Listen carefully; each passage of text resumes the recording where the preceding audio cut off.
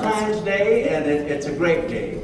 And we'd like to thank all the good people here at the Lodge for what they've done for us. And of course, we'd like to thank Mr. Thorson and his wife and the True families for being our sponsor for this play at this time. And it's going to be a great little play. And I'd like to present now Irma Fouch and Mark Stenson. Love letters.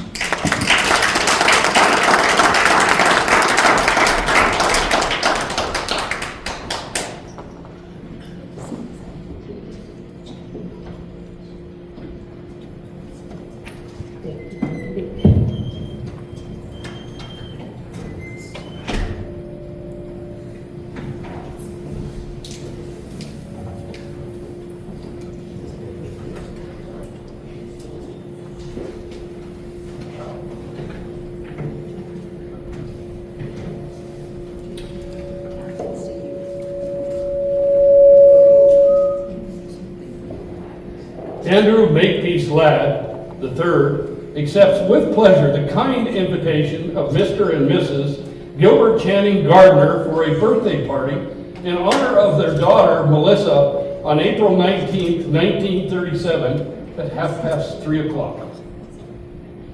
Dear Andy, thank you for the birthday present. I have a lot of Oz books, but not the Lost Princess of Oz. What made you give me that one? Sincerely yours, Melissa. I'm answering your letter about the book. When you came into second grade with that stuck-up nurse, you looked like a lost princess. I don't believe what you wrote. I think my mother told your mother to get that book. I like the pictures more than the words. Now, let's stop writing letters. I will make my I's taller than my D's. I will close up my A's and my O's. I will try to make my P's longer. You're so funny. Will you be my Valentine? It was you. You're the one who sent me a Valentine saying, "Will you be my Valentine?" Yes, it was I who said it. Well then, I guess I will be, unless I have to kiss you. When it's warmer out, can I come over and swim in your pool? No, you can't. I have a new nurse named Miss Hawthorne who thinks you'll give me infantile paralysis. Well, will you at least help me go down and get milk and cookies during recess? I will, if you don't ask me to marry you again. I will not write personal notes in class. I will not write personal notes in class. I will not write personal notes in class. Merry Christmas and Happy New Year. Love, Andy Ladd. I made this card myself.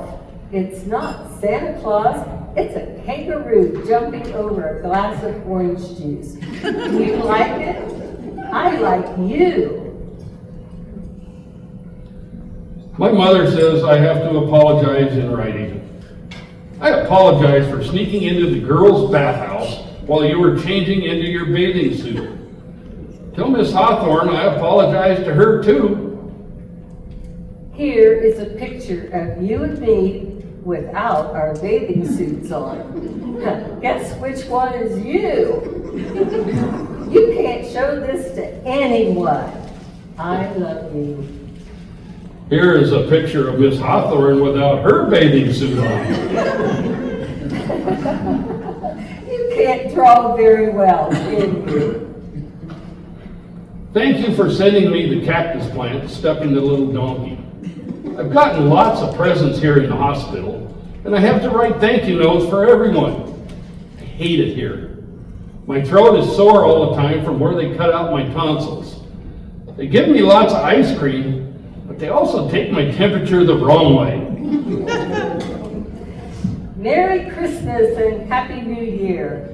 Why did they send you to another school this year? Merry Christmas For some reason, they think I should be with all boys. You made me promise to send you a postcard. This is it. Oh, Melissa, you're supposed to write personal notes on the backs of postcards. For example, here are some questions to help you have things to say. Do you like Lake Saranac? Is it fun visiting your grandmother? Are your parents really getting divorced? Can you swim out to the deep part of the lake, or does Miss Hawthorne make you stay in the shallow part where it's all roped off? Is there anybody there my age? I mean boys. Please write answers to all these questions. No. No. Yes, no. Dear Melissa, remember me, Andy Ladd? They sent me to camp so I can be with all boys again. This is quiet hour, so we have to write home. But I've already done that, so I'm writing you. There's a real Indian here named Iron Crow who takes us on nature walks and teaches us 6 new plants a day. It's okay, except he forgot about poison ivy. I won the backstroke, which gives me 2.5 gold stars. If I get over 50 gold stars by Parents' Day, then I win a leadership prize, which is what my father expects of me. I'm making a napkin ring in shot, which is worth 4 stars, which is either for my mother or for you. I hope you'll write me back, because when the mail comes every morning, they shout out our names, and it would be neat to walk up and get a letter from a girl. Help, Andy. I can't write letters. It took me hours just to write Dear Andy. I write my father because I miss him so much, but to write a boy, hell's bells. I'm sending you this picture I drew of our cat instead. Don't you love his expression? It's not quite right, but I tried 3 times. I drew those jiggle lines around his tail because sometimes the tail behaves like a completely separate person. I love that tail. There's a part of me that feels like that tail. Oh, and here's some bad news. My mother's got herself married again to a man named Hooper McPhail. Help! I need out of here. I like the cat. Is that the cat you threw in the pool that time we were playing over at your house in 3rd grade? No, that was a different cat entirely. This is a dumb Halloween card and wouldn't scare anyone. But I'm really writing about dancing school. My parents say I have to go this year. But I don't see why I have to. I can't figure out why they keep sending us away from girls and then telling us we have to be with them. Are you going to dancing school also? Just write yes or no, since you hate writing. Yes. Dear Mrs. McPhail, I want to apologize to you for my behavior in the back of your car coming home last night from dancing school.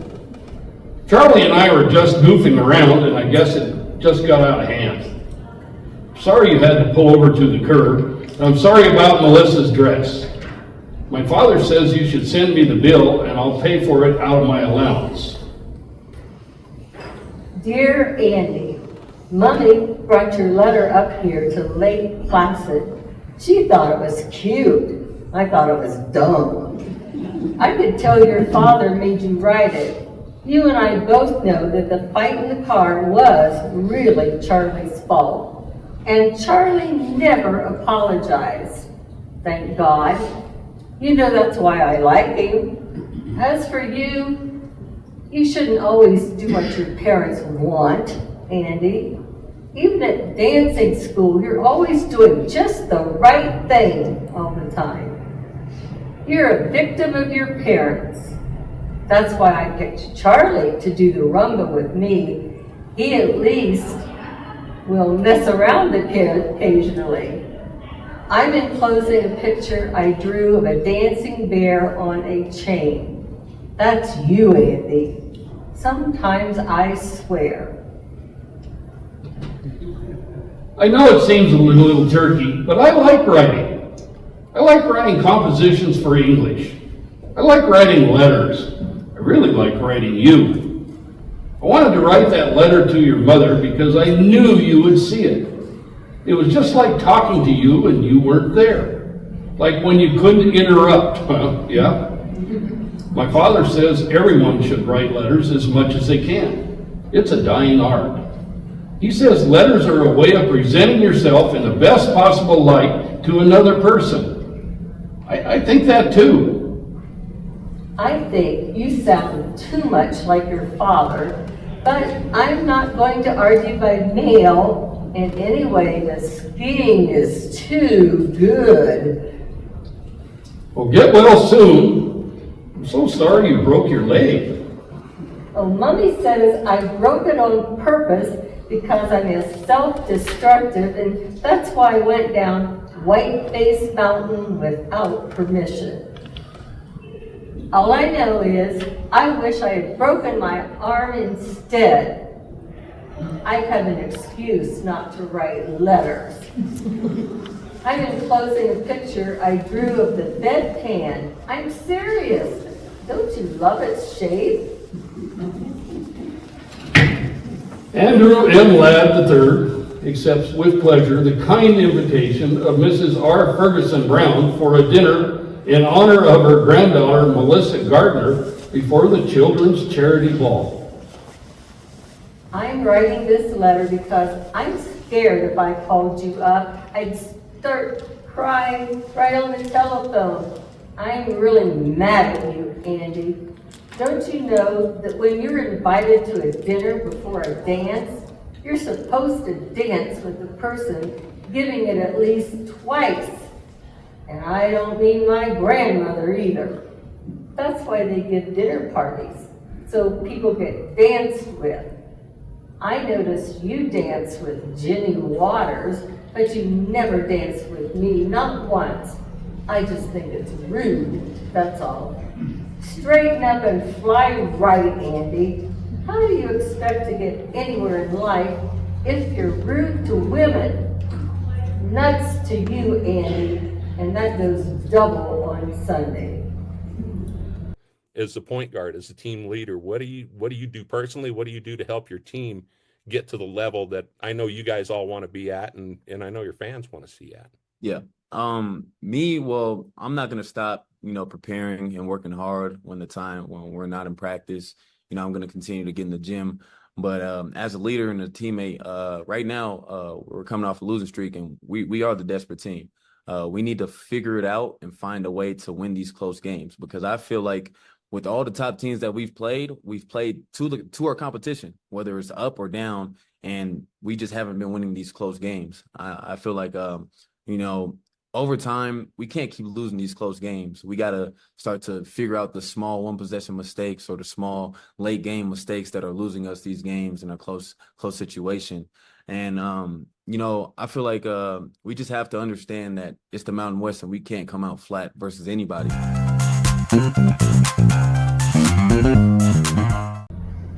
All right, here goes. I didn't dance with you because I've got a stretched groin. If you don't know what that means, look it up. I was going to tell you in person, but I got embarrassed. I stretched my groin playing hockey last week. The only reason I danced with Ginny Waters because she takes tiny steps, but you always make me do those big steps and spins, and that could mean serious trouble for me this time. I tried it out at home with my mother first. It hurt like hell. That's why I didn't dance with you. I'm using a heating pad now, and maybe we can dance next week at the junior assemblies. I don't believe that poppy stuff. I think Ginny Waters stretched your groin. And next time you cut in, I'm going to stretch the other one. What? You obviously don't know what a groin is. You obviously don't know what a joke is. Merry Christmas and Happy New Year. Guess what? I'm going to a psychiatrist now. My mother says it will do me a world of good. Don't tell anyone though. It's supposed to be a big secret. Merry Christmas and another Happy New Year. I have a question, and would you please write the answer by mail? Because sometimes when you call, my mother listens on the telephone. And when she does it, my little brother does. Here's the question. You talk about sex with a psychiatrist? I talk about sex all the time. It's terribly expensive, but I think it's worth it. If I went to a psychiatrist, I'd talk about you. Seriously, I would. I think about you quite often. Sometimes I think you like me because I'm richer than you are.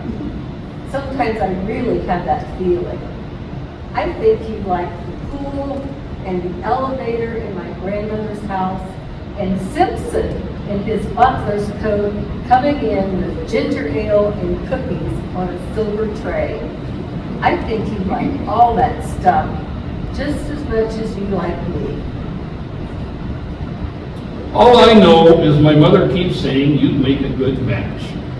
She says if I ever married you, I'd be set up for life. But I think it's really just physical attraction. That's why I like going into the elevator with you at your grandmother's that time. Want to try it again? Help, Andy, get me out of here. They've shipped me off to a nunnery. I swear it's the end of the world. We have to wear sappy midi glasses and learn posture in gym and speak French out loud. Oh God, it's crappy here.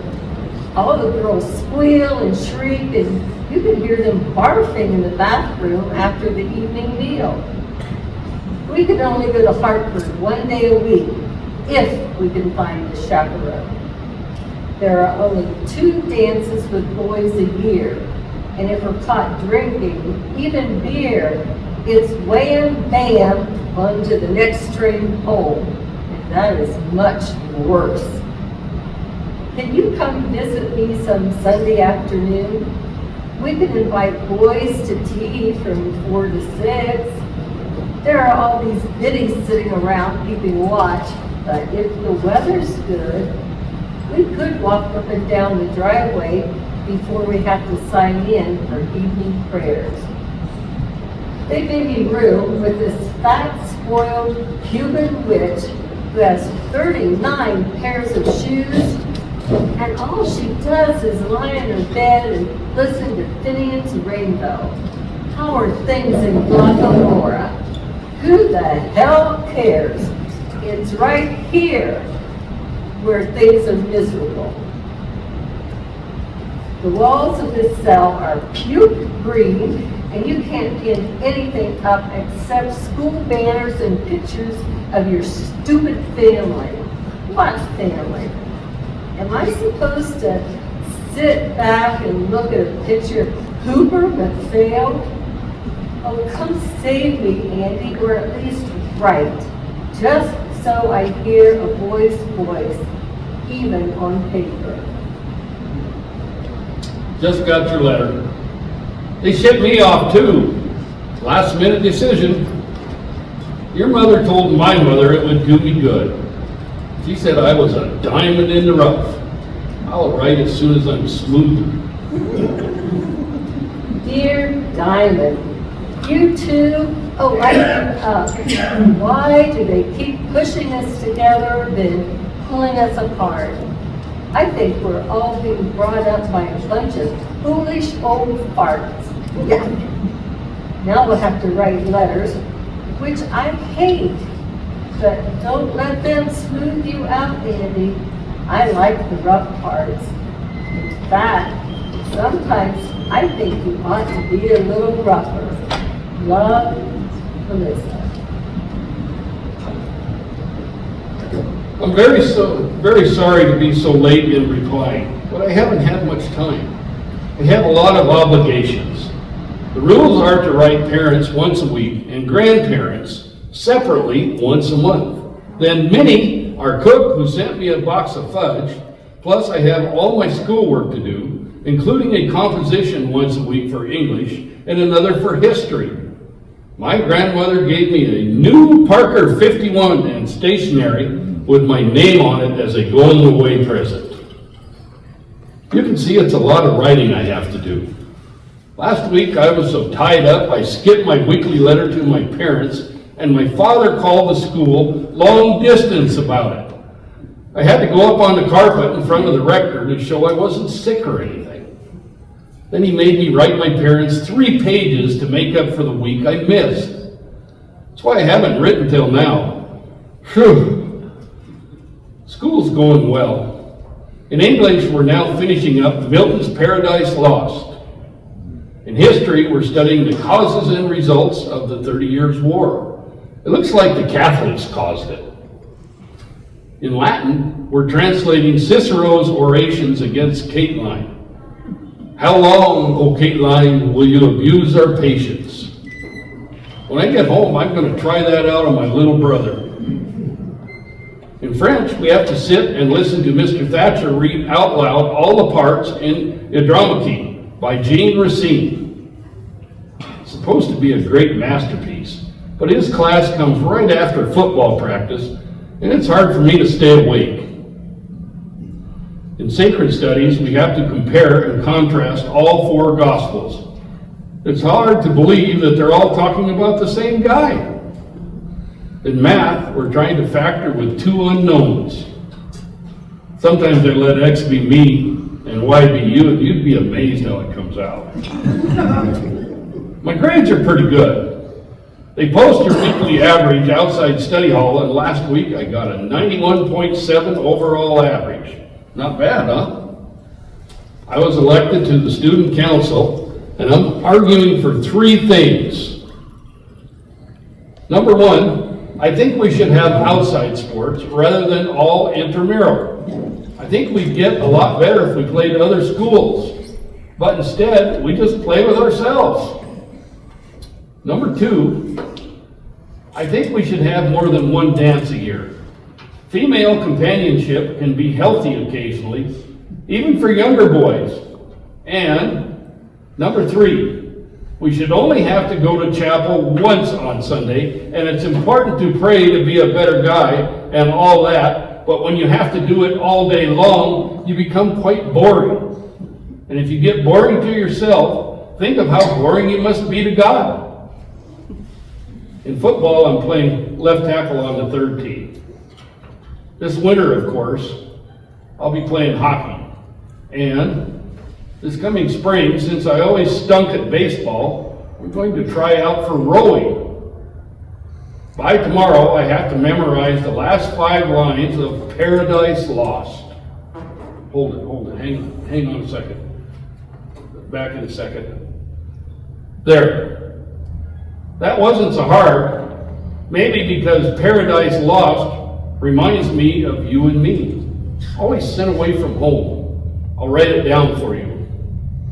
Some natural tears they drop, but wipe them soon. The world was all before them, where to choose their place of rest, and providence their guide. They hand in hand with wandering steps and slow, through Eden took their solitary way.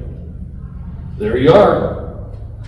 I wrote that without looking at the book, and it's right too. Because I just checked it, word by word. It's not so bad, is it? In fact, it sounds great if you recite it in the bathroom when no one is in the shower. Love, Andy. Thanks for your letter, which was a little long. I guess you have a lot of interesting things to say, Andy, but some of them are not terribly interesting to me. I want to hear more about your feelings. For instance, here are my feelings. This place stinks, but I don't want to go back home because Hooper McPhail stinks, and I haven't heard of another boarding school that doesn't stink, which means life stinks in general. Those are my feelings for the right week. Right soon, love me. One feeling I have almost all the time is that I miss you. And I miss my dog Porgy. Remember him? Our black Cocker Spaniel. He peed in the entryway when you were petting him at our house after the skating party. I miss him all the time.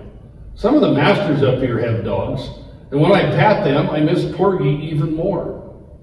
I dream about him. I wrote a composition about him for English called Will He Remember? And I got a 96 on it. It was about how I remember him, but will he remember me? I have a picture of him on my bureau right next to my parents. By the way, could I have a picture of you too? Here's a picture of me taken at the Harvard bus station. I was all set to run away and then decided not to. This is all you get till I get my braces off Christmas vacation. Don't look at my hair.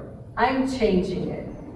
By the way, do you know a boy there named Spencer Willis? There's a girl here, Annie Abbott, who met him in Edgerton last summer and thinks he's cute.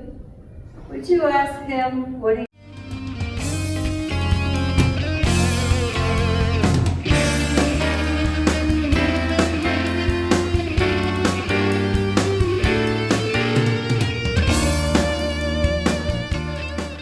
Annie Abbott is a potential nympho.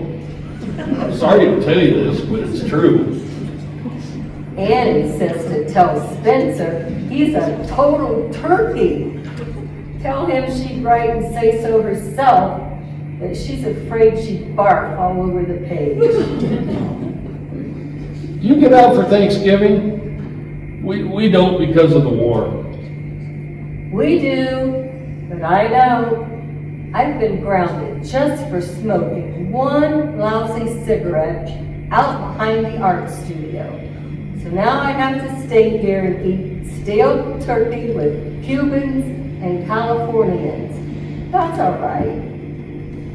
I was supposed to meet Mummy in New York, but it looks like she can't be there. Anyway, she's going to Reno to divorce Hooper McPhail. Yippee-yay! He was a jerk, and he used to bother me when I was in bed, if you must know. Seeing you Christmas vacation was fantastic, especially with your braces off. I really like necking with you in Watson's rumpus room. Will you go steady with me? Jeez, Andy. I can't believe in going steady. It's against my religion. I hated that stuff with all those pairs of pimply faces in the Watson's basement, leaning on each other, swaying to that dumb music with all the lights off. If that's going steady, I say, screw it. My mother says you should meet as many boys as you can before you have to settle down and marry one of them. That way, you'll make less of a mistake. That certainly didn't work for her, but maybe it will work for me. Okay, all right. Can we at least go to the movies together during spring vacation? Oh, I don't know, Andy. I like seeing you, but I don't want to go home much anymore. My mother gets drunk a lot, then she staggers into my room and talks endlessly about I don't know what because she slurs her words. The only real good time I had was when I came over to your house Christmas Eve. That was fun. Singing around the piano, hanging up the stockings, playing Chinese checkers with your brother, helping your mother with the gravy. I liked all that. You may not have as much money as we have, but you've got a better family. So, spring vacation, I'm going to visit my grandmother in Palm Beach. Well, that's a ho-hum. At least I'll get a tan. P.S. is enclosed. I enclosed a picture I drew of your dog Porgy who I remember from Christmas Eve. The nose is wrong, but don't you think the eyes are good? I thought your picture of Porky was great. I'm stroking with the fourth crew now. Yesterday I rode number 2 on the third. Tomorrow I may row number 6 on the second, or number 4 on the fifth. Who knows? You get out there and work your butt off, then a launch comes alongside and looks you over. And the next day they post a list on the bulletin board saying who will row what. They never tell you what you did right or wrong, whether you're shooting your slide or bending your back or what. They just post a list for all to see. Some days I think I'm doing really well, and I get sent down 2 crews. One day I was obviously goofing off, and they moved me up. There's no rhyme or reason. I went to Mr. Clark, who's the head rowing coach, and I said, "Look, Mr. Clark, there's something wrong about this system. People are constantly moving up and down, and no one knows why. It doesn't seem to have anything to do whether you're good or bad, strong or weak, coordinated or uncoordinated. It all seems random, sir." Mr. Clark said, "That's life, Andy," and walked away. Well, maybe that's life, but it doesn't have to be life. You could easily make rules which made sense, so the good ones moved up and the bad ones moved down, and people knew what was going on.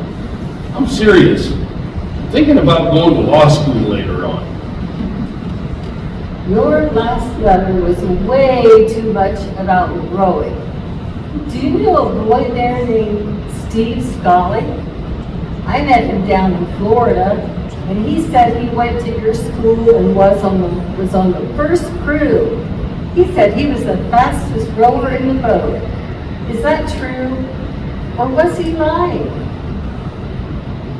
Steve Scully is a lying Sacagawea. Jawea is the Indian name for cow dung. He's never been in a boat. He doesn't row, and if he did, when he rowed faster than everyone else, he just screwed up the whole crew. He said he got to second base with you. Is that true?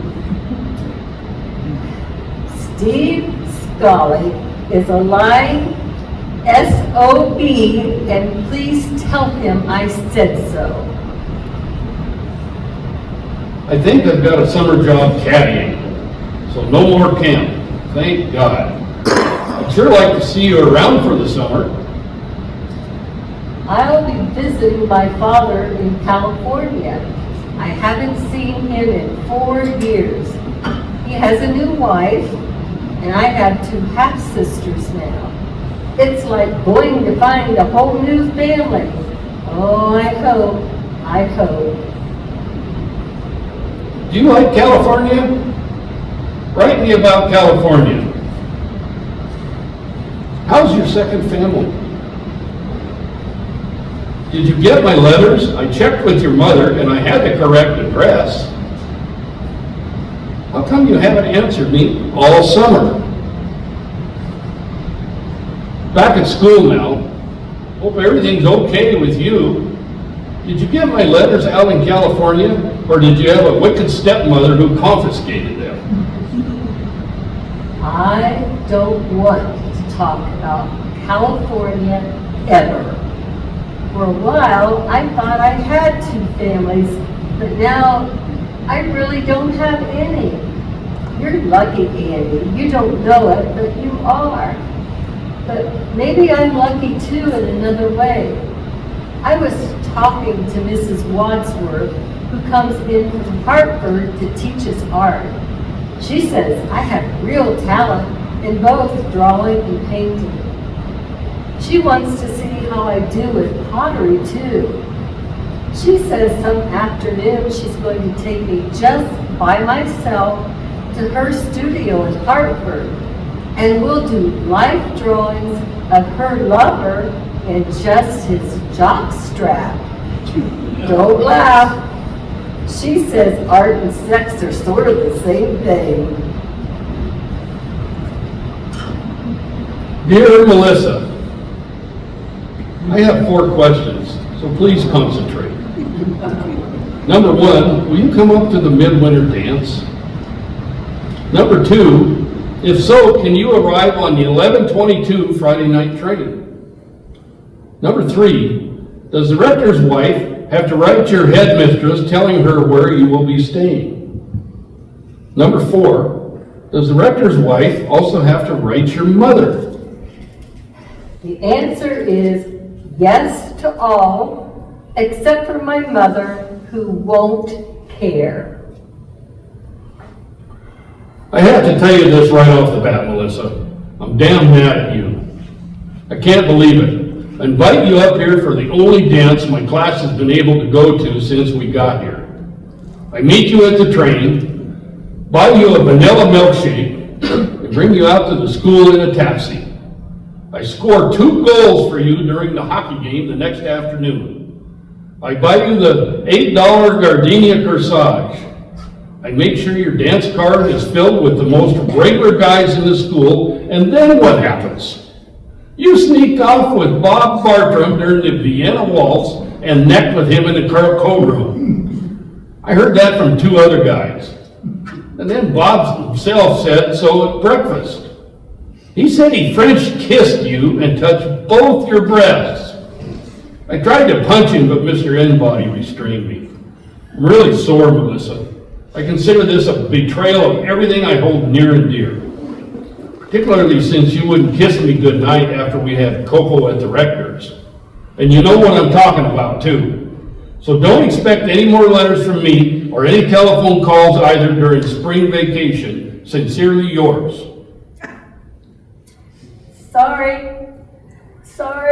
Sorry, I hate that Bob Bartram. I hated him even when I necked with him. You won't believe that, but it's true. You can be attracted to someone you hate. Well, maybe you can't, but I can. All right, I did neck with him a while, but he never touched my chest, and if he says he did, he should be strung up by his testes. You tell him that for me at breakfast. Anyway, I got carried away, Andy, and I'm a stupid witch, and I'm sorry. I felt so terribly guilty that night, and that's what kept me from goodnight kissing with you after the coca.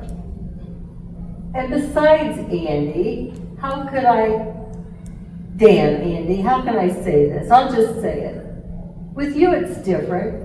You're like a special friend to me. You're sort of like a brother. I've never had a brother, and I don't have many friends, so you're both. Andy, you're it. My mother says you must never say such things to a man, but I'm saying it anyway, because it's true. I love you, Andy. But maybe if I didn't know you so well, maybe if I hadn't grown up with you, maybe if we hadn't written all the damn letters, then I could have kissed you the way I kissed Bob Bartram. Oh, but please, let's see each other over spring vacation. Please. I count on you, Andy. I need you. Sometimes I think I'm going to go stark raving mad if I don't have to hold on to. I really do think that sometimes. Much love. Happy Easter. I know that nobody we know sends Easter cards, but here's mine, and it was drawn with my own hot little hands. I drew tears for the little bunny on the left because she misses you so much, but maybe I just made it corny. Greetings from Palm Beach. Decided to visit my grandmother. Yeah. Oh, yawn. These days, I'm a whiz at backgammon and gin rummy. Here you took Gretchen LaSalle's to see Quo Vadis, and you two sat in the balcony with your arm around her and smoked. Naughty. Back at school, but not for long, that's for sure. Got caught dipping gin in the woods with Bubbles Harriman. Have to pack my trunk. Bye tonight. and be out tomorrow. Mommy is frantically pulling strings all over the eastern seaboard for another school. Mrs. Wadsworth, my art teacher, thinks I should chuck everything and go to Italy to study art. What do you think? Oh, please write, Andy, please. I need your advice, or are you too busy thinking about Gretchen LaSalle? To answer your question about Italy, I think you're too young to go. My mother said she had a roommate once who went to Italy for the summer, and the Italian men would pinch her rear end all the time. Mother said she became thoroughly overstimulated. So I think you should go to another school, graduate, go to college, and maybe after that, when you're more mature, you should go to Italy. That's my advice, for what it's worth, which isn't much, considering the way things are going between you and me. Here I am at Emma Willard's Academy for Young Lesbos. Please let me out of here. Are you coming straight home this June? Because I am. I want to see you. Or are you still in love with Gretchen LaSalle? For your information, I'm not taking Gretchen LaSalle out anymore. I brought her home after the Pennies party, and my father's caught us on the couch. He told me that he didn't care what kind of girls I dated, as long as I didn't bring them around my mother, even though my mother was up in bed. Still, I guess Gretchen can be embarrassing to older people. I hope to see you in June then. Sorry, can't come home in June. I have to be a counselor at our school camp for poor kids from the urban slums. I'm vice president of my class now, and I'm supposed to set an example all through July. I'll be writing you letters, though. I hope you'll write me. I don't want to write letters all the time. I really don't. I want to see you. You just need more confidence in your letter writing ability. Sometimes you manage to attain a very vivid lifestyle.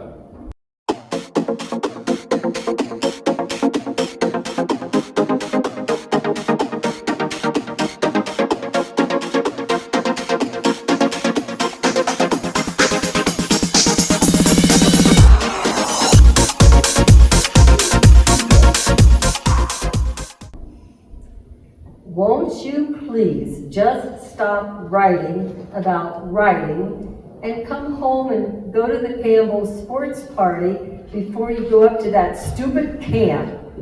Please. I behave so much better when you're around. In person, please. Greetings from New Hampshire. This card shows the towns we're near, or we sneak in and buy beer.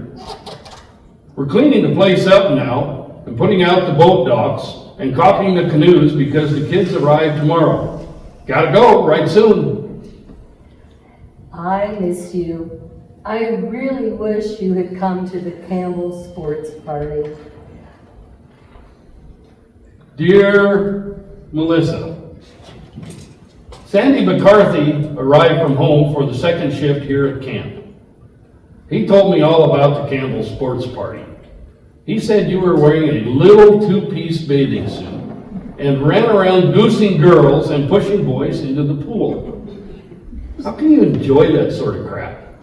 You said the other girls were furious with you. Don't you want the respect of other women? Sandy also said you let Bucky Zeller put a tennis ball into your cleavage. Are you a nympho or what? Why can't you ever just choose sitting down somewhere and making conversation? Sandy says you're turning into a hot box. You like having that reputation? Hell, I thought there was a difference between you and Gretchen LaSalle. Maybe I was wrong. Don't you care about anything in this world except fooling around? For instance, do you ever feel any obligation to help the poor people? Sometimes I think your big problem is you're too rich and you don't have enough to do. You go plain grab ass out of boredom. I'm sorry to say these things, but frankly, what Sandy told me made me slightly disgusted. I wrote you a letter from New Hampshire. Did you receive it? Are you there, or are you visiting your grandmother, or what? Are you sore at me? I'll bet you're sore at me. I'm so sorry. I apologize. I'm a stuffy bastard sometimes, aren't I? Well, to hell with you then. Thank you for your note about my grandmother. I loved her a lot, even though she could be a little boring. Congratulations on getting into Briarcliff. I hear it's great.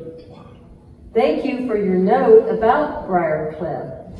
It's not great, you know it. In fact, it's a total pit, but it's closer to New York, and I can take the train in to take drawing class at the Institute 3 days a week. And in 2 years, if I stick it out, Mummy's promised that I can go live in Florence. I hope you like Yale. Yale's just fine. How about this? Would you consider coming to the Yale-Dartmouth game Saturday, October 28th? Yes, I'll be there. Uh-oh, damn. Melissa, I'm sorry. I have to cancel. My parents have decided to visit that weekend, and they come first, according to them. My mother said she'd love to have you come with us, but my father thinks you can be somewhat distracting. You and your parents. Let me know when you decide to grow up. How about the Harvard game, November 16th? Do you plan on growing up at the Harvard game? Give me a chance, I might surprise you. Okay, let's give it a try.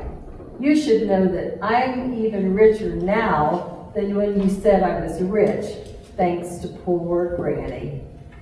I plan to drive up to the front gate in my new red Chrysler convertible and sit there stark naked, honking my horn, drinking champagne, and flashing all the freshmen. Here's the schedule. We'll have lunch around noon, then drive out to the game. After that, there's a sea breeze party at the Fence Club, and an eggnog brunch at St. Anthony's the next day. I'll reserve a room for you at the Taft, or the Duncan. Probably the Taft, since the Duncan is a pretty sleazy joint. Make it the Duncan. I hear the Taft is loaded with parents, all milling around the lobby, keeping tabs on who goes up in the elevators. Can't wait till the 16th. The Duncan it is. Hubba hubba. Dear Andy, this is supposed to be a thank you note for the Yale-Harvard weekend, but I don't feel like writing one, and I think you know why. Love, Melissa. Dear Melissa, I keep thinking about the weekend. I can't get it out of my head. It wasn't much good, was it? I don't mean just the Duncan, I mean the whole thing. We didn't really click, did we? I had this sense that you were looking over my shoulder, looking for someone else, and ditto with me. Both of us seemed to be expecting something different from what was there. As for the Helltail Duncan, I don't know. Maybe I had too many sea breezes. Maybe you did. But what I really think is there were too many people in that hotel besides you and me. It seemed my mother was there, egging us on, and my father shaking his head, and your mother zonked out on the couch, and Miss Hawthorne and your grandmother sitting on the sidelines watching us like hawks. Anyway, I was a dud. I admit it, and I'm sorry. I went to the infirmary on Monday and talked to the doctor about it. He said these things happen all the time. They happen particularly when there's a lot of pressure on the couple. The woman doesn't have to worry about it so much, but the man does. Anyway, it didn't happen with Gretchen LaSalle either. Write her and ask her if you want. You know what I think is wrong? It's these letters. These damn letters. That's what's wrong with us, Andy. That's my humble opinion. I know you more from your letters than I do in person. I was looking over your shoulder, and I was looking for the person who's been in these letters all these years. Or maybe I was looking for the Andy who's not in these letters. I don't know. I do know that you're not the same when I see you, Andy. You're really not. I'm not saying you're a jerk in person, not saying that at all. I'm just saying that all this letter writing has messed us up. It's a bad habit. The letters made us seem like people we're not. So maybe what was wrong was that there were two people missing in the Hotel Duncan that night. Namely, the real you and the real me. Whatever the matter is, we're in real trouble, you and I. That I realize. So, what do we do about it? Maybe we should just concentrate on dancing together. There we can still hold each other. We can move together closely. We can get very subtly sexy with each other and not have to deliver the goods all the time, if you know what I mean. Come to think of it, maybe that's why they sent us to dancing school in the first place. Maybe that's why dancing was invented. At least we should stop writing letters for a while. You could start telephoning me, actually. Here is our dorm number. It's Wilson 1-2486. I hate talking to you on the telephone. It's not you. The phone is in the hall, and ours is right here by the dining room. People are always coming and going and making cracks. Telephoning is not letter writing at all. Besides, it makes my ear hot. I called the telephone company, and they put in a private phone in my room. Rogers 2-2403. It's sort of expensive, but at least we can talk. The reason I'm writing is because your phone is always busy, or else ours is. And I can't afford a private one. Maybe we should just start writing letters again. Nice try, Andy, but no letters for now, please. I'll lend you the dough. Now order that telephone. Just think about it. We can talk back and forth and hear our real voices, our real feelings, and get to know someone in life rather than on writing paper. For God's sake, now get that phone, please. I'm writing because when I telephoned, you just hung up on me. One thing about letters, you can't hang up on them. Another thing about letters, Andy, is they can be torn into little pieces. Enclosed are the pieces of your last missive. Send them to Angela Atkinson at Sarah Lawrence. What the hell is the matter? I hear you're now writing long letters twice a week to Angela Atkinson. That's what's the matter. All right, okay. Here goes. The reason I'm writing Angie Atkinson is because I just can't stop writing letters, particularly to girls. As I told you before, in some ways I feel most alive when I'm holed up in some corner, writing things. I pick up a pen and almost immediately everything around me seems to take shape. I love to write. I love writing my parents because then I become the ideal son. I love writing essays for English because then I am, for a short while, a true scholar. I love writing letters to the newspaper, notes to my friends, Christmas cards, anything where I have to put down words. I love writing you most of all. I always have. I feel like a true lover when I'm writing you. This letter, which I am writing with my own hand, with my own pen and my own penmanship, comes from me and no one else, and is a present of myself to you. Though I've learned to type, it's not typewritten. There's no copy of it, though I suppose I could use a carbon.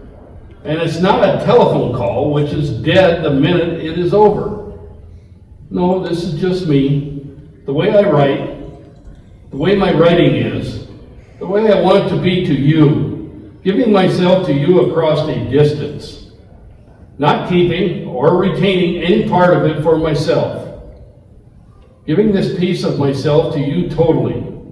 You can tear me up and throw me out, or keep me to read today, tomorrow, or any time you like until you die. That's just swell, Andy. No, I meant what I said in my last letter. I've thought about it.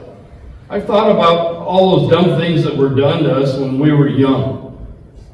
We had absent parents, slapping nurses, stupid rules, obsolete schooling, empty rituals, hopelessly confusing sexual customs. Oh my God, when I think about it, now it's almost unbelievable. It's a fantasy. It's like back in the Oz books, the way we grew up.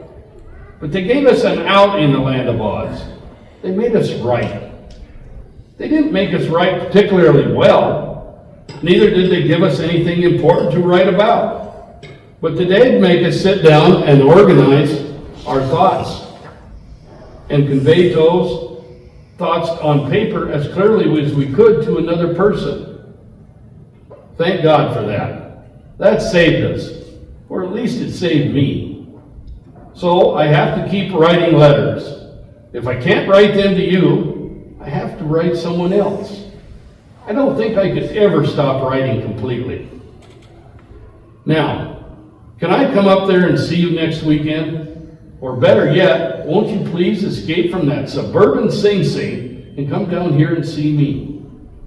I wrote my way into this problem, and damn it, I'm writing my way back out. I'll make another reservation at the Hotel Duncan, and I promise I'll show you a better time. Dear Andy, oh geez, guess what? Just while I was right in the middle of your lovely letter, Jack Duffield called from Amherst and asked me for a weekend up there. I said yes before I got to the part of your letter where you asked me to see you down there. I'm so sorry, sweetie, but it looks like the telephone wins in the end. Dear Melissa, somehow I don't think this is the end.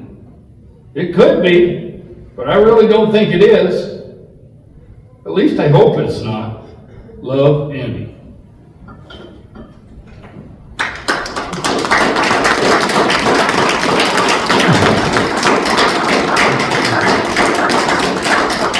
Ladies and gentlemen, there'll be about a 10-15 minute intermission, and you can go take care of things as you need to, and we'll be back on for ASHU. Thank you. The new store. This is the one-stop shop. We have a pharmacy. We have a bootlegger's liquor. The deli, the food that you can get at a lunchtime is so amazing. The coffee shop. Certain Friday mornings, there's 30 people sitting here in all these chairs. This is the hub for people to come and visit, have their coffee, have their donuts. It's amazing what this area has done. Totally amazing.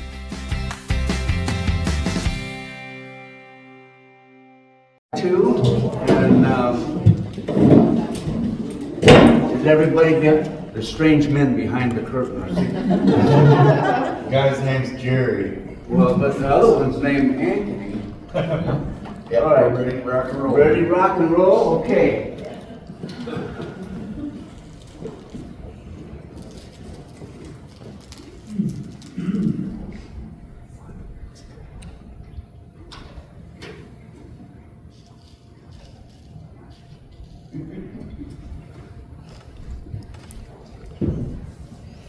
Hey, yoo-hoo! Look where I am.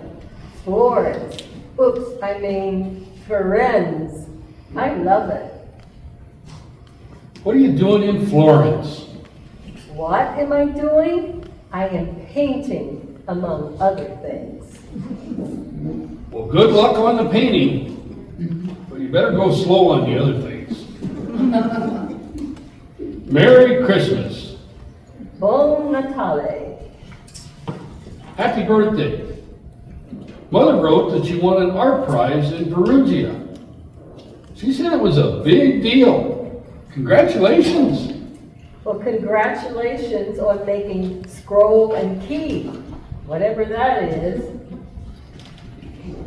Merry Christmas from the land of Oz. Feliz Navidad from the Costa del Sol. Happy birthday from the Sterling Library. I hear you graduated summa cum laude and with all sorts of prizes. Sounds disgusting. Anchors away.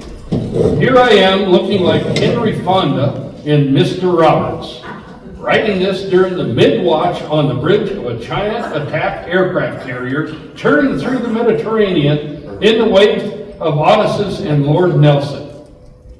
You'll be pleased to know our guns are loaded, our planes in position, and our radar is constantly scanning the skies, all designed simply and solely to protect you against communism. The next time you see me, I want you to salute. You know where you can put that salute. I should have known you'd join the Navy. Now you can once again be with all boys. Our ship will be in the Mediterranean all spring. We'll come into Naples March 3rd, 4th, or 5th. How about standing on the pier and waving the Cid? As the French say, je suis désolé. It means, I am sorry. I am meeting Mother in Paris in March. Why don't you sail up the Seine? Merry Christmas from Manila. I've been transferred to the Admiral's staff. Happy New Year from Aspen. What are you doing in Aspen? Going steadily downhill. Hello from Hong Kong. Goodbye to San Francisco. Konnichiwa.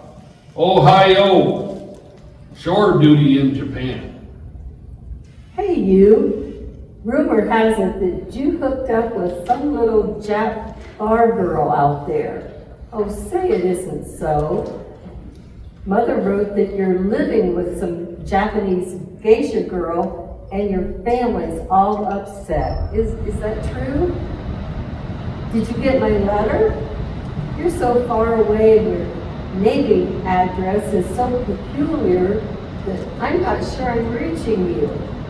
I hear you're seriously involved with a lovely Japanese lady. Would you write to me about her? Merry Christmas and Happy New Year. I thought you might appreciate this card. It's a print by the 19th century artist Hiroshige. It's called Two Lovers Meeting on a Bridge in the Rain. Love, Andy. Hey, you sly dog. Are you getting subtle in your old age? Are you trying to tell me something? If so, tell me more. I told my my psychiatrist about the great love affair you're having in Japan. I said I felt terribly jealous. He said that most American men have to get involved with a dark-skinned woman before they can connect with the gorgeous blonde goddesses they really love. He brought up James Fenimore Cooper and Faulkner and John Ford movies and went on and on. Is that true? Write me what you think. I'm dying to hear from you. Did you get my last letter? I hope I didn't sound flip. Actually, I've just become involved with someone too. His name is Darwin, and he works on Wall Street, where he believes in the survival of the fittest. I'd love to hear from you. Your mother told my mother that you decided to marry your Japanese friend and bring her home. Oh no, Andy, please, say it isn't so. Now I've decided to marry Darwin. He doesn't know it yet, but he will. Won't you at least wish me luck? Lieutenant Junior Grade Andrew M. Ladd III regrets that he is unavailable to accept the kind invitation. Dear Andy, thank you for the lovely Japanese bowl. I'll put flowers in it when you come to visit us, if you come to visit us, and if you bring flowers. Maybe you'll just bring your Japanese war bride, and we can all sit around and discuss Rashomon. I know you'll like Darwin. When he laughs, it's like Pinocchio turning into a donkey. We're living in a carriage house in New Canaan, close to the train station. And I've got a studio all I own. P.S. Won't you please write me about your big romance? Mother says your parents won't even talk about it anymore. Dear Melissa, I'm writing to tell you this. Outside of you, and I mean outside of you, this was probably the most important thing that ever happened to me. And I mean was. Because it's over. It's gone. And I'm coming home, and that's all I ever want to say about it ever again. Mr. and Mrs. Darwin H. Cobb announced the birth of their daughter Francesca. Many congratulations on the baby. Harvard Law School yet? Are you getting all stuffy and self-important?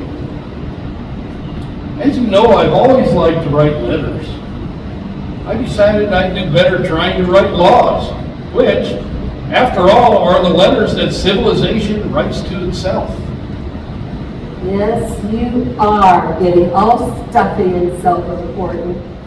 Come and have a drink with us sometime. We're right on the way to New York, and sooner or later, everyone comes to New York.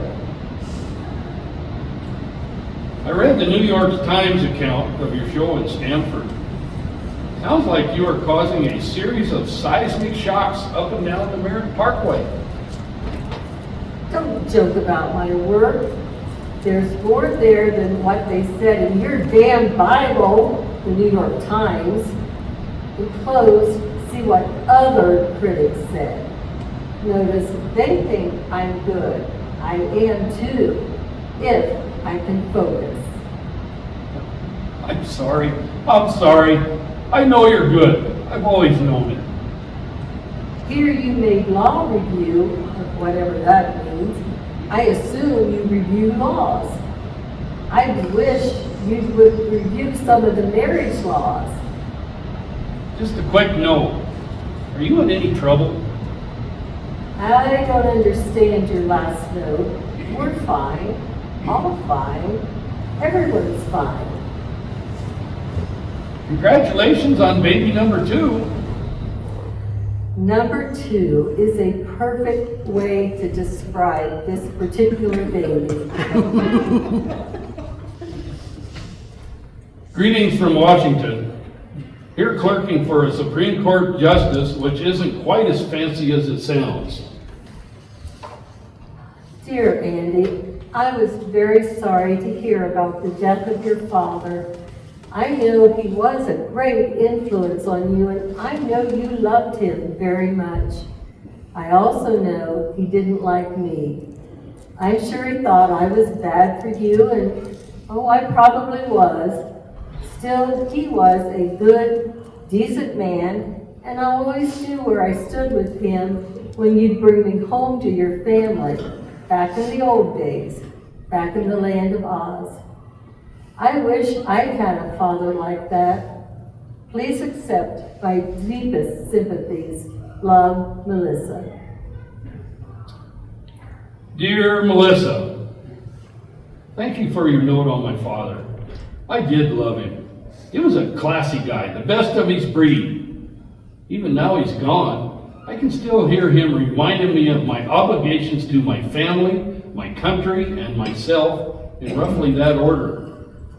All my life, he taught me that those born to privilege have special responsibilities, which is, I suppose, why I came home alone from Japan, why I chose the law, and why I'll probably enter politics at some level sometime down the line. Thanks for writing. Love, Andy. Merry Christmas. I'm enclosing a snapshot Mother took of me and the girls. Don't I look domestic? Stop looking at my hair. By the way, you'll notice you know who is not in the picture. Thanks for the Christmas card. Are you in trouble? Greetings from Reno. Could I stop by Washington on the way back east? Troubles are gone. Let me know when you're coming. You can meet Jane. Jane? I'm going out with a great girl named Jane. Melissa Gardner Cobb regrets that she will be unable to accept the kind invitation. Dear Melissa, had to add my 2 cents worth to Jane's thank you note for the wedding present. Guess who is jealously peeking over my shoulder to make sure this isn't a love letter? First of all, thanks for the present. Whatever it was, a tray. I'm told now it was a tray. A hand-painted tray. Hand-painted by you, I'll bet. Anyway, thank you. I hope all goes well with you as it does with us. We'll be moving to New York in the fall. I've got a job with one of those high-powered law firms. It will probably be stuffy as hell for a while, but I'll learn the ropes. Besides, it's in my home state, and it might be a good jumping off place for something political a little way down the line. We both want you to come to dinner once we're settled in. And don't say you never come to New York. Sooner or later, everyone comes to New York, as someone once wrote me long, long ago. Merry Christmas from us to you. Where are you these days? Happy birthday. See, even a married man never forgets. Get well soon. Mother wrote that you have had some difficulty. I hope it's not serious and by now you're feeling fine. I can't remember exactly what 1 dozen red roses are supposed to say, but here they are, and I hope they say, cheer up.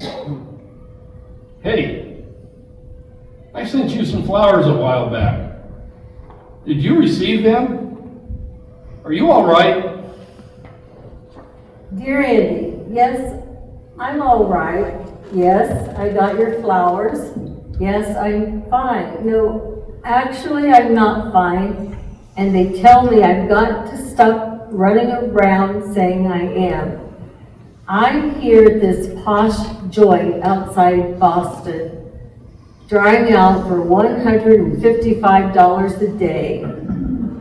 One of my problems is that I got slightly too dependent on the Kickapoo Joy Juice, a habit which they tell me I picked up during the party days back in Oz. Another thing is that I slide into these terrible lows. Mommy says I drag everyone down, and I guess she's right. Anyway, the result is that my ex has taken over custody of the girls, and I'm holed up here, popping pills, talking my head off in single and group psychiatric sessions, and turning into probably the biggest bore in the greater Boston area. Have you thought about doing some painting again? That might help. Did you get my note about taking up art? You were good and you know it. You should keep it up. In addition to the weekly printed version of the newsletter journal, we also promote our community and share important information on our award-winning website, newslj.com, and in our weekly email newsletter, Nuke Now. We also connect with readers through various social media platforms and invite you to check us out on Facebook, Twitter, and Instagram.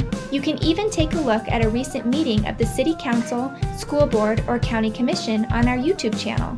We do hope that you will go to newslj.com and subscribe today, and we look forward to making all of our great content available to you. But regardless of your level of support, we thank you from the bottom of our hearts for doing your part to preserve a free and independent local press. I did get your note. I have taken it up and it helps. Really.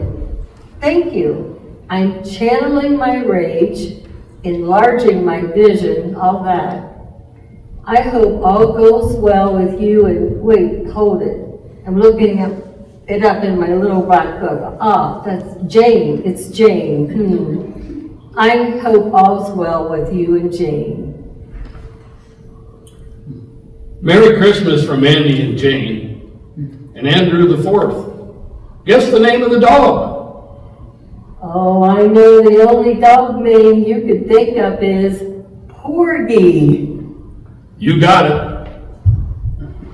Merry Christmas from San Antonio. I'm trying the Southwest. I can see the most incredible shapes from my bedroom window, and there's also a pretty incredible shape now sleeping in my bed. Season's greetings from the Ladd family. Mother wrote you were planning to get married again. I was. I did. I'm not now. Donner, Rhodes, and McAllister announced the appointment to partnership of Mr. Andrew M. Ladd III. Dear Andy, now you're such a hotshot lawyer. Could you help me get my children back? Darwin hardly lets me near them, and when he does, they behave as if I had some contagious disease. I wasn't much of a mother, but maybe I could improve if I just had the legal responsibility and a chance. Better stay out of this one. Our past connections, conflict of interest. Hello from Egypt. I'm trying to start again in the cradle of civilization. Christmas greetings from the Ladds. Andy, Jane, Drew, Nicholas, and Ted. And of course, Porgy. I'm thinking of moving to Los Angeles. Do you know anyone in Los Angeles? Does anyone know anyone in Los Angeles? Joy to the world from all the Ladds. Note our new address. Merry Christmas. Hey you, what's going on? Just when I decide to move to New York, I see you scampered off to the suburbs. I find the suburbs generally safer. Chicken.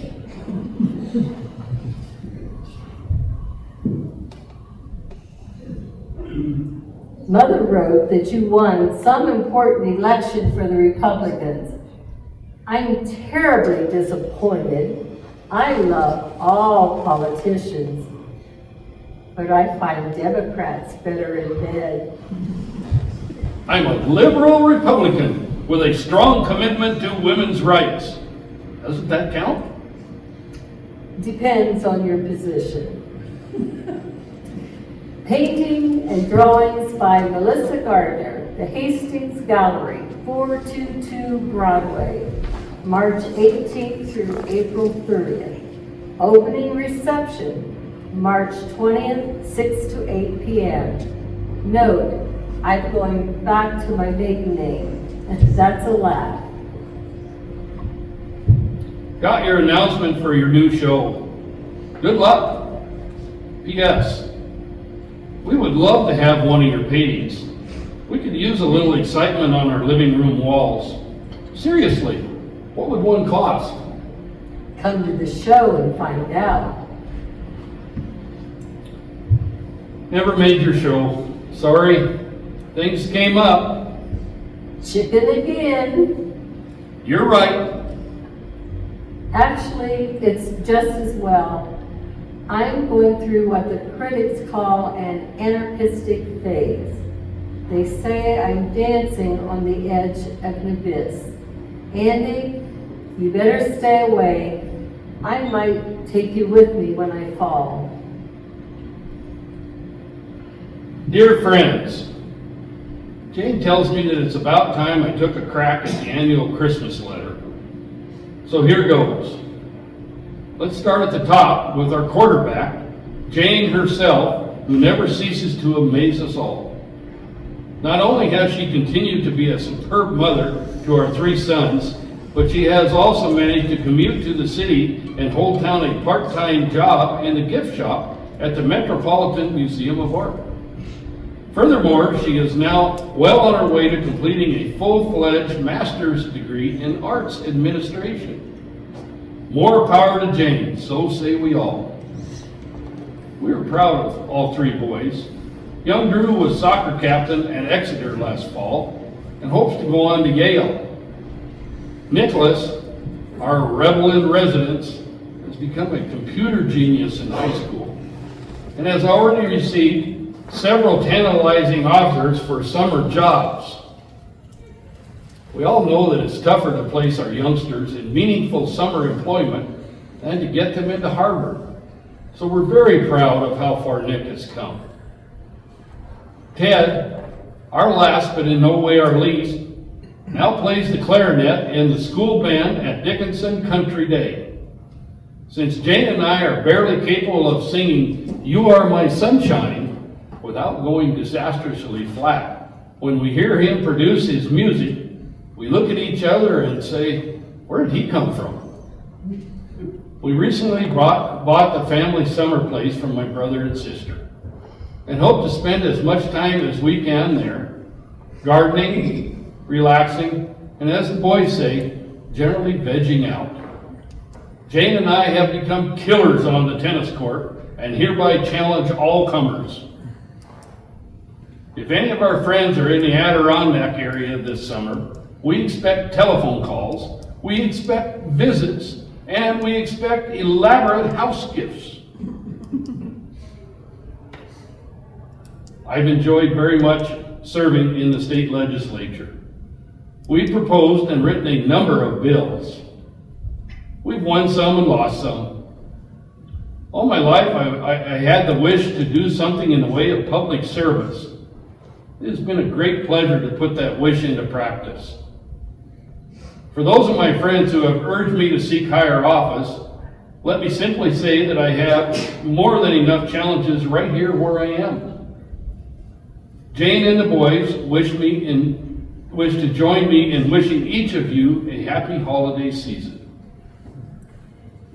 Dear Andy, if I ever get another one of those drippy Xerox Christmas letters from you, I think I'll invite myself out to your ducky little house for dinner, and when you're all sitting there eating terribly healthy food and discussing terribly important things and generally congratulating yourselves on all your accomplishments, I think I'll stand up on my chair, turn around, and noon the whole damn family. You're right.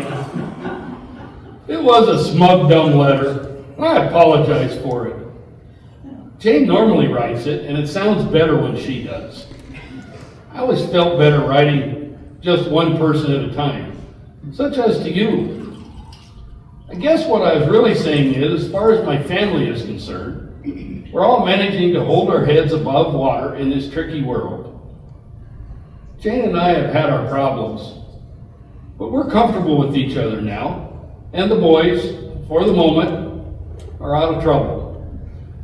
Nicky seems to be off drugs now, and Ted is getting help on his stammer. Porgy Jr., my old cocker, died. I miss him too much to get a replacement. I'm thinking of running for Senate next fall if O'Hara retires. What do you think? I'd really like your opinion. If you decide to answer this, please write care of my office address. Jane has a slight tendency towards melodrama, particularly after she got a hold of your last little note.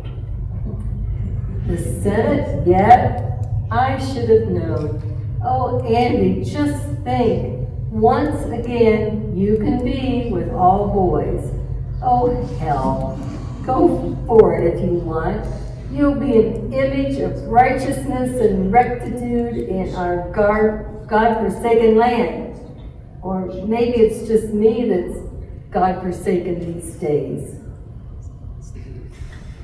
The Honorable Andrew M. Ladd III wishes to express his thanks for your generous donation to his senatorial campaign. You sent way too much, Melissa. You didn't need to. Greetings from Silver Hill. Slight regression in the liquor department. They say it's in the genes. Lord knows my mother has the problem, and my father too.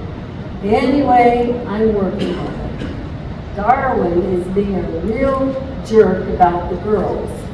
He's cut down on my dissertation rights, so when you get to Washington, I want you to write a special law about vindictive ex-husbands, banishing them to Lower Slavovia forever and ever. Amen. Season's greetings from Senator and Mrs. Andrew M. Ladd and family.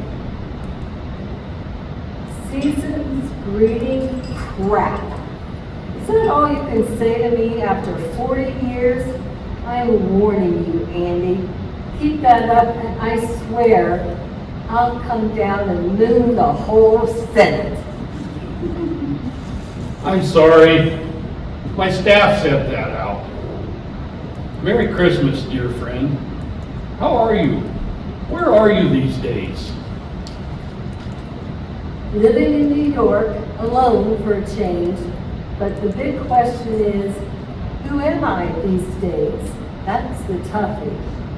I keep thinking about that strange old world we grew up in. How did it manage to produce both you and me?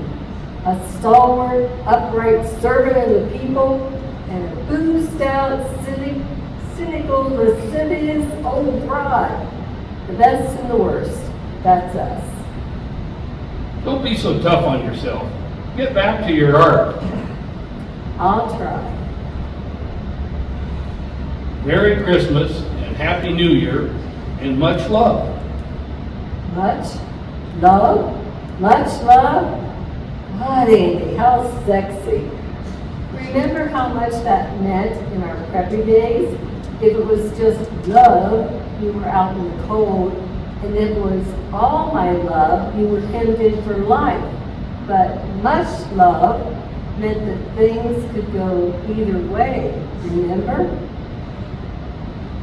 Merry Christmas and love from us all. Saw you on 60 Minutes. You looked fabulous. And that was a great little pep talk you gave in the Senate on our responsibilities to Latin America. But don't forget to keep your eye on the ball. Thanks for your card. What ball? Ball is that money doesn't solve everything. It helps, but not as much as people think. Take it from one who knows. That's the ball. Merry Christmas and love. What are you up to these days? I'm trying to work with clay. Remember that kind of clay we used in Mrs. Midler's art class in 4th grade? That old gray stuff? We called it plasticine. I'm trying to work with that. I'm making cats, dogs. I even made a kangaroo jumping over a glass of orange juice. Remember that? I'm trying to get back to some of those old feelings I had back at the homeland. I have to find feelings, any feelings, otherwise I'm dead. Come down and help me search. I have a studio down in Soho and we could, well, at least we could have dinner, talk about old times. Couldn't we, Senator Ladd? P.S. Did you know that my mother got married again at the age of 82 to my father's brother yet? So now you have to call her Mrs. Gardner again, just like the old days. The wheel seems to be coming around full circle. A quick note on the way to the airport. When you write, put attention, Mrs. Walpole on the envelope. She's my private secretary. I've alerted her and she'll pass your letters directly on to me. Otherwise, the whole staff seems to get a peek. I'm having a show opening January 28th through February 25th. Won't you come? I'd love to see, so you know what I've been up to. Maybe it will ring a few old bells. Can't make it. I'll be on an official visit to the Philippines most of February. Then a week spring skiing at Stowe with the boys. Good luck. How did the show go? Haven't heard from you. Tell me about the show. I want to hear from you, please.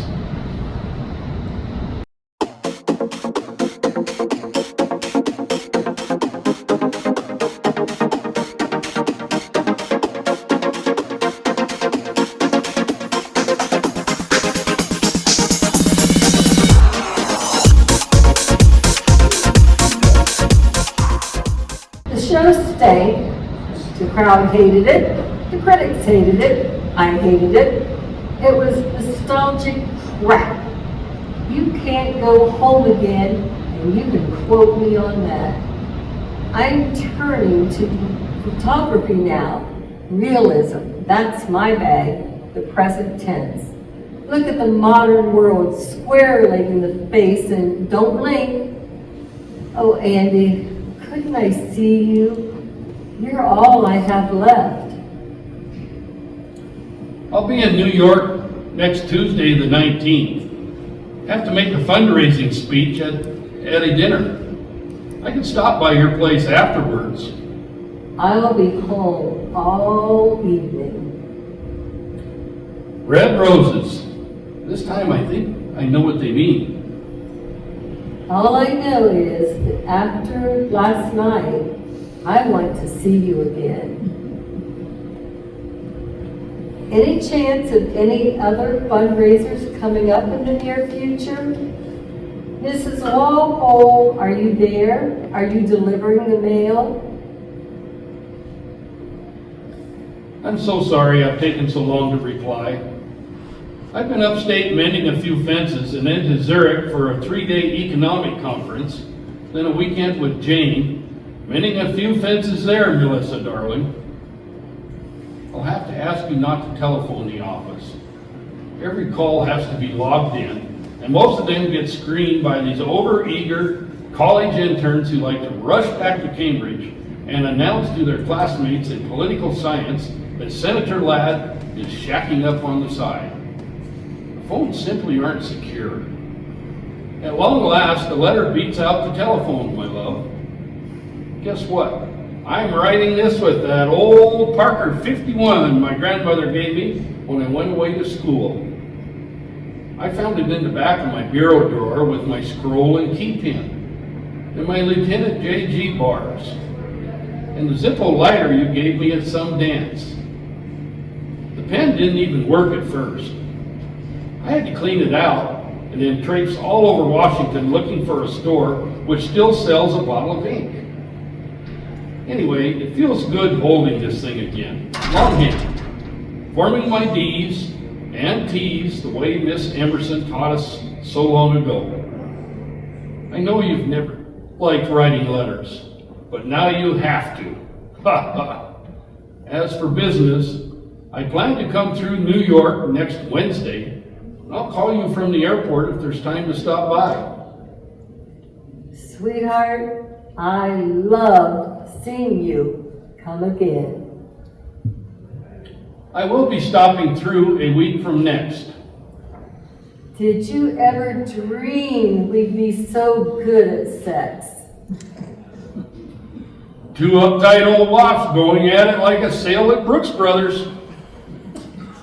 I figured 50 years went into last night. Let's go for 100. Oh my God, come again soon or sooner. I'm already making plans. I have to go to San Francisco to visit the girls. Couldn't we meet somewhere on the way? I don't see how we could possibly go public. Oh, some country inn, some deliciously seedy motel. I like the Duncan. I don't see how. See you more than for just a few hours? That's the price we have to pay. I'm getting so I think about nothing but how we can... I'm not sure I can change my whole life so radically. Other politicians have gotten divorced. Rockefeller, Reagan. James, the children, my particular constituency. You have become the center of my life. If you left, I don't think I could. Because of the coming election, I don't see how we can. Dear Andy, a reporter called up from the Daily News. What do I do about it? Nothing.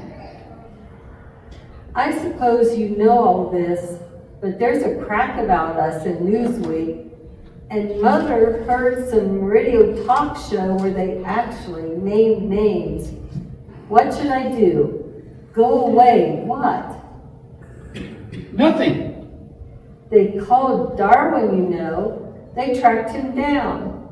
The jerk told them this has been going on for years. I wish it had been. Now they're telephoning. What do I say? Just say we're good old friends. Friends, I like. Good, I like. Old, I'm beginning to have problems with. Then don't say anything. Hang up. This too shall pass. Will I be seeing you again? Better not for a while. I meant after the election. Better lie low for a while. Well, I miss you terribly. Better lie low. I need you, Andy. You're my anchor man these days. Without you, I'm not sure I can... Hold on now. Just hold on. Where were you? I waited 3 hours, hoping that you'd at least call. Please don't telephone. Mrs. Walpole was sick that day and... I haven't seen you in over a month. The coming election. Surely you could at least take time out to... If I want to be reelected. I need you. I need to be with you. I don't know if I can... The election, the election, the election. I haven't heard from you in 6 weeks, Andy. Are you trying to tell me something, Andy? Is this it, Andy? Congratulations on a landslide victory. Love, Melissa. Could we meet at your place next Sunday night? Oh, thank God. I meant we have to talk, Melissa. Uh-oh, talk. I'm scared of talk. In fact, I dread it. Dearest Melissa, are you all right? That was a heavy scene last Sunday, but I know I'm right.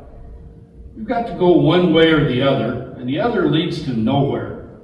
I know I sound like a stuffy sod, but I do feel like I have a responsibility to Jane and the boys, and now the election to my constituency. They have had enough faith and trust in me to vote me back in despite all that crap in the newspapers. It wouldn't work with us anyway.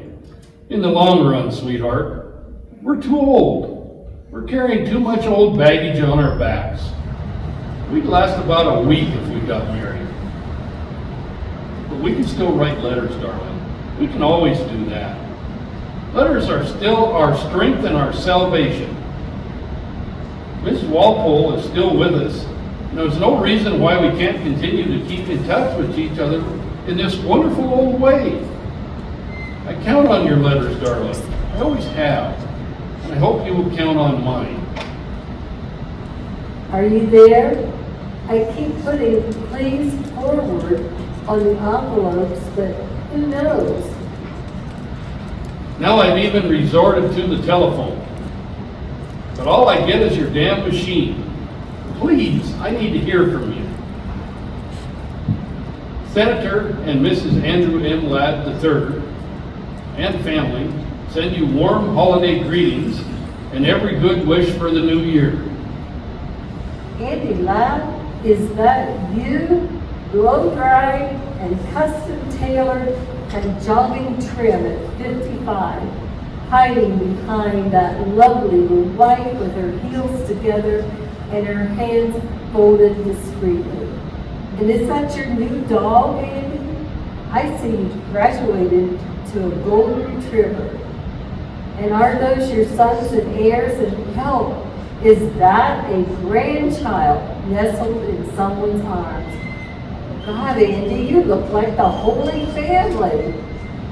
Season's greetings and happy holidays and even Merry Christmas, Senator Ladd. We who are about to die salute you. I just reread your last note. What's this we who are about to die stuff? May I see you again? I want to see you again if I may. Dear Mrs. Gardner, I seem to have lost touch with Melissa. I wonder if you might send her your latest address. Dear Melissa, your mother wrote that you'd return to the land of Oz. We're flying up there next Thursday to see you. No, please don't. Please stay away and let myself go. In fact, I'm ugly, my hair is horrible.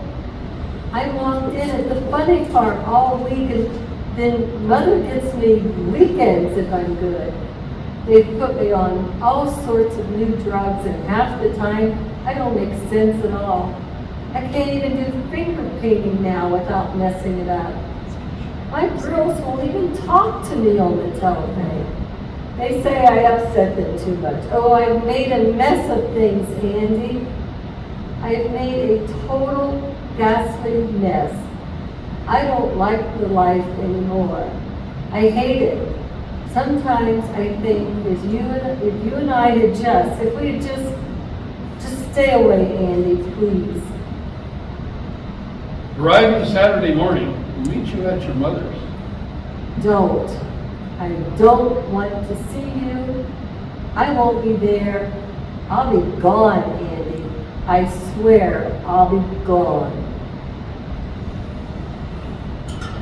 Dear Mrs. Gardner, I think the first letter I ever wrote was to you, accepting an invitation for Melissa's birthday party. Now I'm writing you about her death. I want to say a few things on paper I couldn't say at her funeral, both when I spoke and when you and I talked afterwards. As you may know, Melissa and I managed to keep in touch with each other most of our lives, primarily through letters. Even now, as I write this letter to you, I feel like I'm writing it to her. Ah, you're in your element now, Andy. We had a complicated relationship, she and I, all our lives. We went in very different directions, but somehow over all those years, I think we managed to give something to each other. Melissa expressed all the dangerous and rebellious feelings I never dared to admit to. Now he tells me. And I like to think I gave her some sort of balance. Balance? Oh, hell, I give up. How much your way, Andy? Balance. Most of the things I did in life, I did with her in mind. If I said or did anything inauthentic, I could almost hear her groaning over my shoulder. But now I really don't know how I'll get along without her. You'll survive, Andy. I have a wonderful wife, fine children, and a place in the world I feel proud of. But Melissa's death suddenly leaves a huge gap in my life. Oh, Andy, now you are saying all these things? The thought of never again being able to write to her, to connect to her, to get some signal back from her, fills me with an emptiness which is hard to describe. Now, Andy, stop. I don't think there are many men in this world who have had the benefit of such a friendship with such a woman. But it was much more than friendship. I know now that I loved her. I loved her even from the day I met her. When she walked into second grade, looking like the lost princess of Oz. Oh, Andy, please, I can't bear this. I don't think I've ever loved anyone the way I loved her. And I know I never will again. She was at the heart of my life. I miss her desperately. I just wanted to say this to you and to her. Sincerely, Andy Ladd. Thank you, Andy.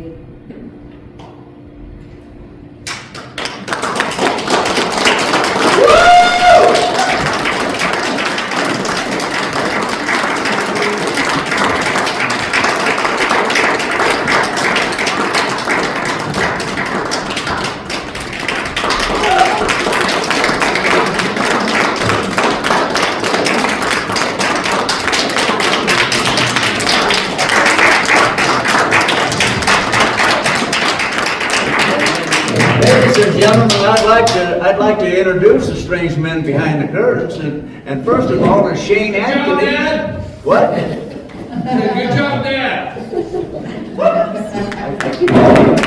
Anyway, Shane Anthony, he's our stage and sound manager, and Jerry Hammond, he's our light manager. So, thank you.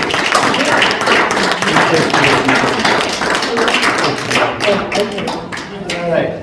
Now, those of you who still have a bill at the restaurant, they'd like you to skedaddle over there and get it paid because they're trying to close. Actually, I'll take it. The new store. This is the one-stop shop. We have a pharmacy. We have a bootlegger's liquor. The deli, the food that you can get at a lunchtime is so amazing. The coffee shop. Certain Friday mornings, there's 30 people sitting here in all these chairs. This is the hub for people to come and visit, have their coffee, have their donuts. It's amazing what this area has done. Totally amazing.